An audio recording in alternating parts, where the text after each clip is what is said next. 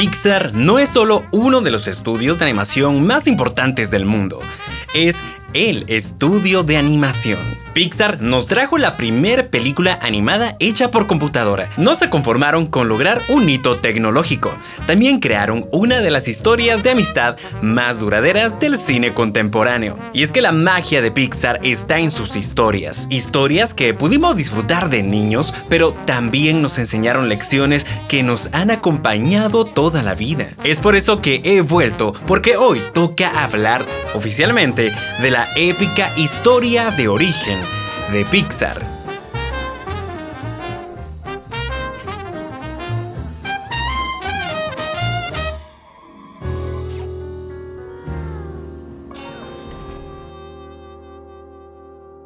La historia de Pixar comenzó como el sueño de un pequeño niño que quería hacer dibujos animados. Edward Catmull nació el 31 de marzo de 1945. Como muchos niños de los 50, el pequeño Ed creció viendo los clásicos de Disney e hizo a Walt Disney y Albert Einstein sus grandes héroes. Este niño creció y era talentoso con el lápiz, pero al salir de la secundaria descubrió que las universidades no enseñaban a hacer dibujos animados. Pero el pequeño Ed no solo era bueno haciendo dibujos, también lo era con los números y siguiendo los pasos de su otro héroe, Einstein, se volvió un apasionado de las matemáticas. Con los años, Ed Catmull consiguió un título de física en la Universidad de Utah. Le siguieron una licenciatura en matemáticas y un doctorado en ciencias de la computación. Eran los años 70 y Catmull ya era conocido como un joven brillante con un futuro prometedor. En pocas palabras, Catmull era un genio, pero Catmull siempre guardó aquel sueño. En 1972, como parte de su proyecto de posgrado, Catmull se propuso hacer algo poco usual: aplicar sus conocimientos en informática para hacer el primer cortometraje animado por computadora de la historia. Este corto, titulado A Computer Animated Hand, muestra una versión digital de la propia mano de Catmull. Para lograrlo, utilizaron 350 triángulos para definir su forma y luego animó el movimiento de la mano con un software que él y un compañero desarrollaron. Y solo para ponernos en contexto, recordemos que eran los años 70 y las computadoras todavía lucían así. Este trabajo es tan impresionante que forma parte de la historia de la informática. Catmull pudo haberse acomodado porque aún no cumplía 30 años y su nombre ya podía ocupar un párrafo en los libros de historia. Pero parece que Ed quería un capítulo entero. En 1974, Catmull obtuvo su doctorado y gracias a su proyecto de la mano digital fue invitado a dirigir el laboratorio de gráficos por computadora en el Instituto Tecnológico de Nueva York. En este laboratorio, Catmull conoció a su Dr. Watson. Estamos hablando de Alvy Ray Smith. El corto de la mano era impresionante, aunque para muchos simplemente era una curiosidad de las computadoras. Aún así, al ver esos triángulos moviéndose en la pantalla, a Catmull le cayó el 20. Gracias a la tecnología, hacer una película animada como las que veía cuando era niño, ahora era posible con computadoras. Solo era cuestión de tiempo. Catmull compartió su sueño con Smith y al ver aquella mano animada, entendió de inmediato lo que Ed veía. Ahora, ese sueño pertenecía tanto a Catmull como a Smith. Durante sus años en el Instituto de Tecnología de Nueva York, Catmull y Smith desarrollaron varias innovaciones, incluyendo el canal alfa, una técnica fundamental para la composición de imágenes que, de hecho, se sigue utilizando en animación y efectos especiales. Pero, aunque lograron avances importantes, no contaban con el apoyo ni los recursos de un estudio de cine. Querían llevar sus innovaciones a la pantalla grande y necesitaban un poco de ayuda. Por esa razón, Catmull y Smith decidieron buscar colaboración en estudios de cine. Estaban buscando financiamiento y aliados, pero después de muchos rechazos, una llamada lo cambió todo. La voz detrás del teléfono era la del genio que creó Star Wars.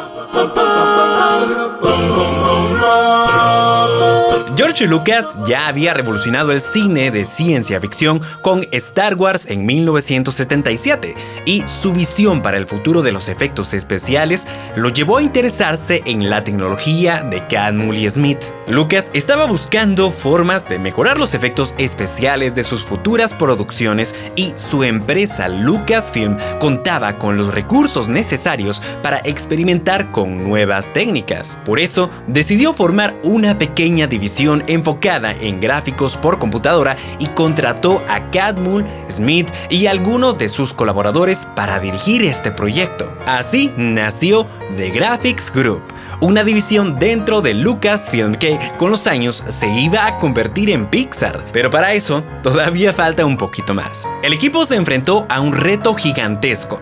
Tenían que desarrollar tecnología completamente nueva, tecnología que permitiera crear imágenes por computadora que pudiesen ser utilizadas en las películas de Lucas. Uno de sus primeros proyectos y de los más importantes fue RenderMan, un software de renderizado que permitía crear imágenes en 3 dimensiones. De hecho, RenderMan se convirtió en una de las herramientas más influyentes en la historia de la animación y con el tiempo fue adoptado por la industria del cine. Pero el equipo también enfrentaba problemas económicos, ya que desarrollar esta tecnología era costoso y Lucas no estaba obteniendo ingresos inmediatos de estos avances. A pesar de contar con el respaldo de George Lucas, el grupo tenía que justificar constantemente su existencia y demostrar el potencial de sus herramientas. Con el tiempo, Catmull y Smith se dieron cuenta de que no bastaba con mostrar que su tecnología servía para crear efectos especiales.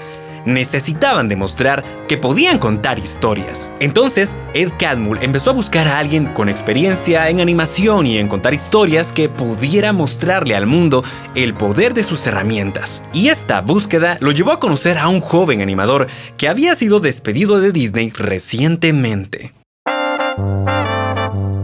En paralelo a los avances tecnológicos de Catmull y Smith, otra figura clave estaba viviendo su propio viaje. Su nombre, John Lasseter. Desde niño, Lasseter admiraba las películas de Disney y soñaba con trabajar en el estudio algún día. Y su sueño cobró forma cuando fue aceptado en el famoso Instituto de Artes de California, en un programa de animación creado en colaboración con Disney. En esta escuela, Lasseter tuvo como maestros a algunos de los animadores más importantes de Disney y compartió clases con figuras que también harían historia, como Tim Burton y Brad Bird. Cuando Lasseter se graduó finalmente en 1979, logró lo que muchos deseaban. Fue contratado por Walt Disney Studios. Trabajar en Disney era su sueño hecho realidad y creía firmemente en el potencial de la animación para contar historias. Pero con el tiempo empezó a notar que el estudio estaba perdiendo esa chispa, esas ganas de innovar. Aunque Disney seguía siendo líder en la industria de la animación, estaban estancados siguiendo la misma fórmula de siempre. ¿Por qué me suena tan familiar? En fin, Lasseter tuvo una revelación cuando vio Tron en 1982, una de las primeras películas en utilizar gráficos generados por computadora. La película le mostró que las computadoras podían ser mucho más que herramientas para efectos especiales. Podían dar vida a ideas de formas que, para la animación tradicional, era imposible, o cuanto menos muy difícil. Así que, inspirado por Tron, Lasseter comenzó a experimentar con la idea de combinar animación tradicional y gráficos por computadora. Manos a la obra, desarrolló un proyecto basado en el libro infantil Donde viven los monstruos, usando computadoras para animar los fondos y otros efectos. Con su nuevo bebé en manos y emocionado, Lasseter presentó esta idea a sus supervisores en Disney, esperando que aceptaran con entusiasmo. Y la propuesta fue enormemente rechazada. ¿Y tu contestación cuál fue? A volar, Bobby. Hago esto solo. Eso me decepcionó. Disney no estaba dispuesto a invertir en esta tecnología y poco después Lasseter fue despedido. Este fue un golpe duro para él, ya que perdió el trabajo de sus sueños, pero su pasión por la animación nunca desapareció. En 1983, mientras asistía a una conferencia sobre tecnología y animación, Lasseter conoció a Ed Catmull. Ahí descubrieron que ambos compartían la misma visión de combinar la tecnología digital con la animación para crear historias. Ed quedó convencido de que Lasseter era la persona indicada para dar vida a sus innovaciones, así que lo invitó a unirse a The Graphics Group en Lucasfilm. Por supuesto, Lasseter aceptó sin dudarlo, y su llegada fue un momento importantísimo para la historia de Pixar. Gracias a su talento y a las experiencias que tuvo en Disney, Lasseter impulsó el desarrollo de los primeros cortometrajes de animación por computadora. Uno de estos cortos experimentales fue Luxo Jr., una animación de una lámpara de escritorio que intenta jugar con una pelota. Y sí, es simple, pero bastó para impresionar a todo el mundo y fue nominado al Oscar en la categoría de Mejor Cortometraje Animado. El equipo guardó tanto cariño a la lámpara que se convirtió en el símbolo del estudio. Y justo cuando las cosas iban muy bien, todo comenzó a salir mal. A pesar de todos los avances y del éxito de los cortometrajes, The Graphics Group no podía escapar de sus problemas económicos. Su equipo seguía desarrollando tecnologías increíbles, sí, pero el costo se acumulaba y aún no lograban demostrar su valor en términos de dinero. Entonces crearon algo impresionante. El equipo construyó la computadora más potente de la época, especializada en renderizar imágenes en 3 dimensiones. La idea era que esta máquina fuera una solución revolucionaria para el cine, pero también tenía aplicaciones en otros campos como la medicina y la ciencia. Orgullosos de su nuevo bebé, Ed Catmull, Albie Ray Smith y otros miembros del equipo se reunieron en un bar para bautizar su nuevo invento y poder comercializarlo. Sobre el origen del nombre hay varias versiones, pero aquí te voy a contar una que al menos a mí me parece la más interesante. Resulta que Albie Ray Smith creció en Nuevo México y ahí aprendió que en español muchos verbos terminaban en er, como correr, volver, hacer. Así que propuso llamar a la nueva tecnología de creación de imágenes Pixar. Suena muy raro. Pixar era la combinación de pixel y el verbo en español de hacer. Era como una forma de decir que la máquina hacía píxeles. Por suerte para todo el mundo, el equipo no estaba convencido y cambiaron el er por el ar. Y así, aquella máquina fue nombrada como Pixar Image Computer. Aquella computadora sí que era impresionante, pero había un problema. Era muy cara de producir y no les quedó de otra que guardarla en las bodegas de Lucasfilm. Por otro lado, mientras el equipo seguía perfeccionando su invento, los problemas económicos alcanzaron a su benefactor. George Lucas pasaba por un mal momento. Debido a su reciente divorcio y a la disminución de la popularidad de Star Wars, Lucas ya no podía seguir financiando las actividades de Catmull y su equipo, así que contempló la posibilidad de deshacer a The Graphics Group. Ed Catmull sabía que desmantelar al equipo sería un gran golpe para todo lo que habían logrado. Cada persona en The Graphics Group no solo tenía habilidades técnicas, sino que compartían el mismo sueño, y separarlos significaría perder años de experiencia y talento que sería difícil de reunir otra vez. Para evitar esto, Ed Catmull habló con Lucas e intentó convencerlo de que mantuviera al equipo unido, pero de forma independiente. Argumentó que el verdadero valor de The Graphics Group no estaba en la tecnología que habían desarrollado, sino en las personas que la habían creado. Además, mantener al equipo unido les daba tiempo para buscar a un comprador que no solo estuviera interesado en sus herramientas, sino que entendiera la visión del equipo de hacer cine. Después de varias conversaciones, Lucas aceptó la propuesta y ahora solo quedaba darle un nuevo nombre al equipo. Entonces, adoptaron el nombre de aquella máquina que representaba el fruto de todos sus logros y lecciones aprendidas. Y así, el equipo fue rebautizado como Pixar. Catmull y su equipo intentaron encontrar inversores para Pixar, pero no fue fácil. Fueron rechazados más de 45 veces. Pixar acababa de recibir su nombre y ya estaba en crisis. Pero la espera dio sus frutos, aunque jamás imaginaron que la ayuda vendría de parte de alguien que no tenía nada que ver con el mundo del cine. Claro que sí, señores, estamos hablando del santo patrono de Silicon Valley, Steve Jobs. Era 1986 y Steve Jobs acababa de ser despedido hace un año de Apple, la misma compañía que él había fundado. Así que podríamos decir que Jobs estaba buscando nuevos proyectos. Por eso, cuando escuchó sobre Pixar, reconoció una oportunidad de explorar un campo diferente y compró la división a George Lucas por $5 millones. Cuando Steve Jobs compró Pixar, el estudio apenas empezaba a encontrar su camino. Aunque el sueño seguía siendo el mismo, la situación financiera de Pixar era complicada. Jobs rescató la Pixar Image Computer de la bodega e inició la producción para vender el potente ordenador a hospitales y universidades, pero la PIC seguía siendo muy costosa y el mercado al que iban dirigido era muy pequeño. Incluso con el nombre de Steve Jobs en la compañía, vendieron menos de 300 unidades. No 3,000, no 30,000, 300. Para ganar algo de dinero, Pixar diversificó su trabajo y comenzó a producir anuncios animados para marcas como Listerine. Estos comerciales fueron un respiro económico para el estudio y les ayudó a ganar algo de reconocimiento. De cierta forma, esta época sirvió para que Catmull, Lasseter y el equipo perfeccionara una habilidad que les sería muy útil años más tarde: dar vida a objetos y dotarlos de emociones y personalidad. Pero los comerciales no bastaban para estabilizar las finanzas de la empresa.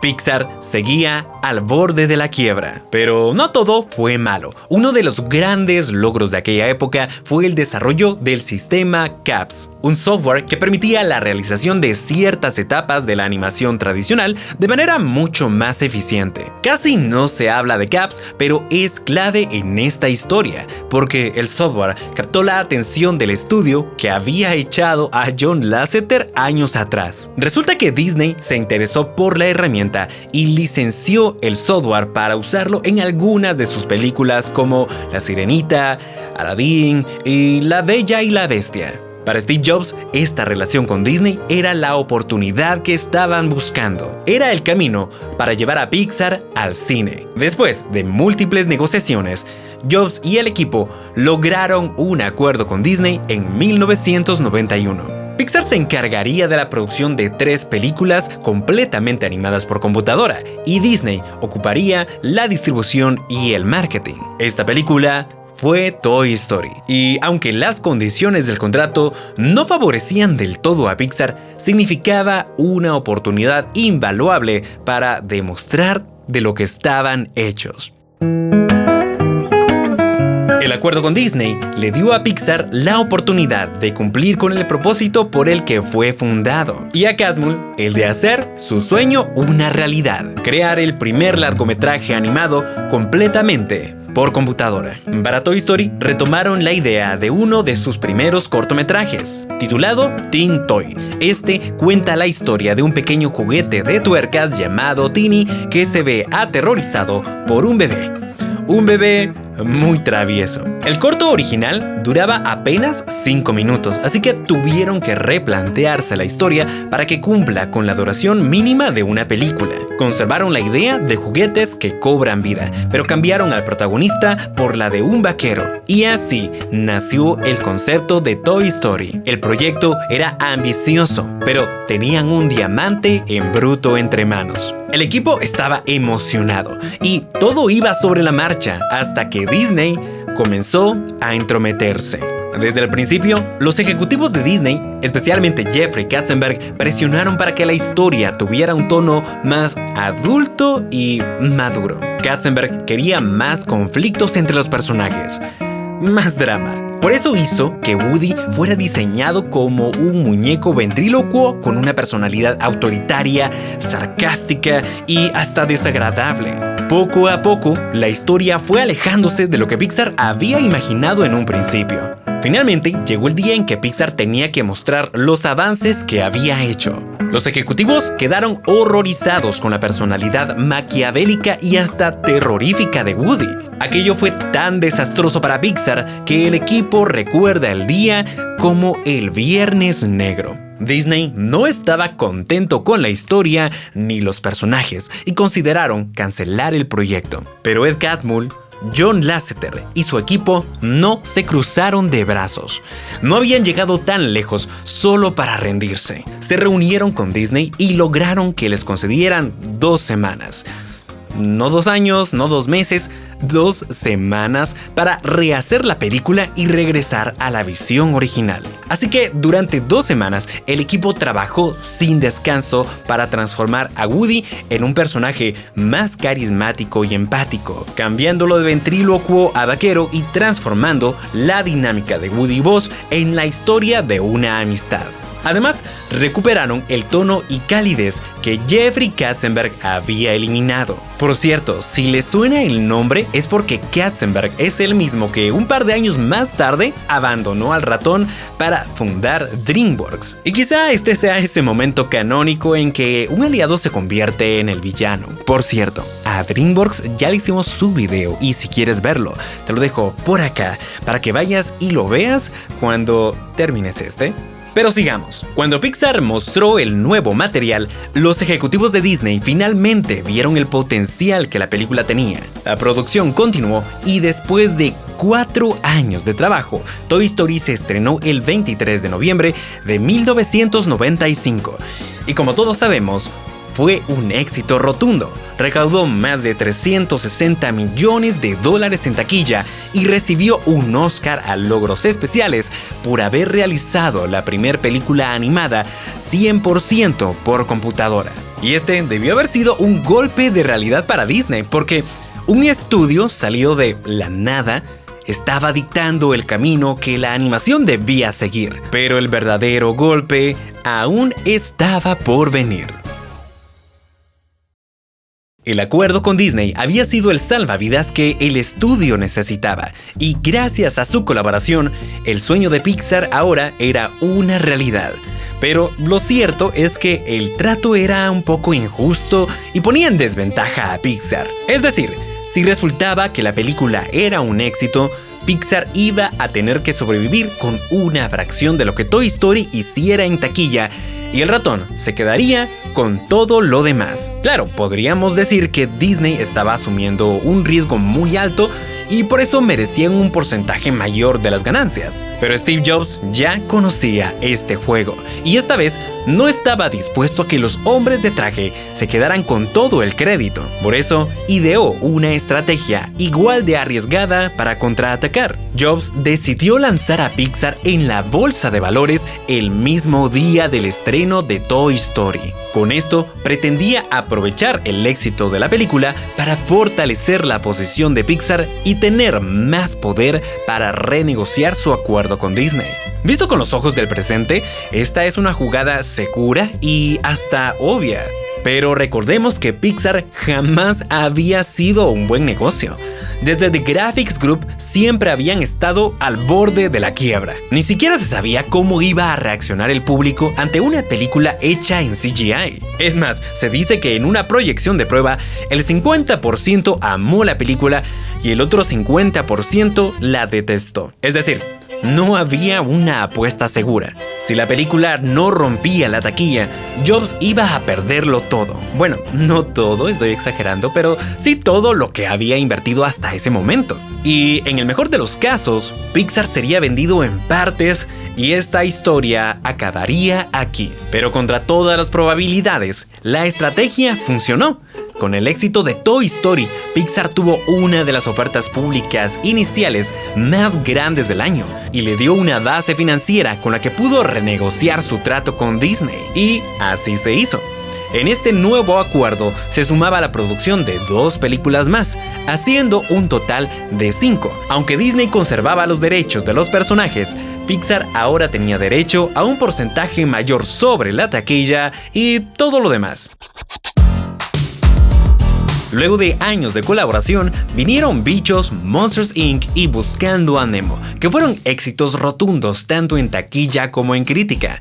Pero para Pixar, el contrato con Disney seguía siendo injusto. Pixar hacía todo el trabajo y aún así Disney se quedaba con la mayor parte del pastel. Por eso, Steve Jobs, que nunca había tenido miedo de enfrentarse a Disney, dio un ultimátum al ratón. O las condiciones mejoraban, o buscarían a otro socio para distribuir incluir sus películas. Pero Disney no estaba dispuesto a admitir que necesitaba a Pixar, y para demostrarlo creó una división interna llamada Circle 7 Animation, destinada a producir secuelas de las películas de Pixar, pero sin la participación del estudio original. La relación entre ambas compañías se hizo cada vez más tensa, y en 2004 Pixar cumplió con su palabra.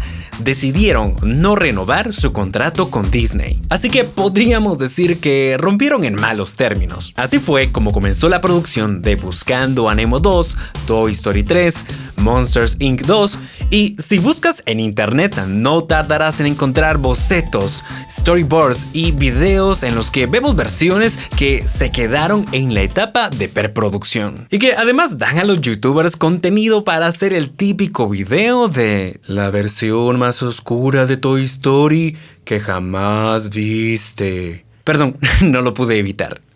Pero continuemos. La cosa es que a Pixar no le hizo gracia que Disney deformara las historias y personajes que tanto trabajo les había costado. En Pixar estaban indignados, pero no podían hacer nada. Pero la cosa dio un giro inesperado. En 2005, Michael Eisner, el CEO de Disney que había declarado la guerra a Pixar, fue reemplazado por Bob Iger. A diferencia de Eisner, Iger comprendía la importancia de Pixar y no quería perder al equipo que había salvado a la compañía de aquella época oscura. Poco después de asumir el cargo, Iger propuso la compra de Pixar por completo, bajo condiciones que garantizaban la independencia creativa del estudio. Iger y Jobs comenzaron a negociar y finalmente en 2006, Disney compró a Pixar por poco más de $7,000 millones en acciones. Y desde entonces, Pixar ha seguido sorprendiendo con sus avances tecnológicos y emocionando con sus historias y personajes. Vinieron más éxitos como Up, Wall-E o Intensamente. Películas que han marcado a millones alrededor del mundo y, como suele decirse, el resto es historia.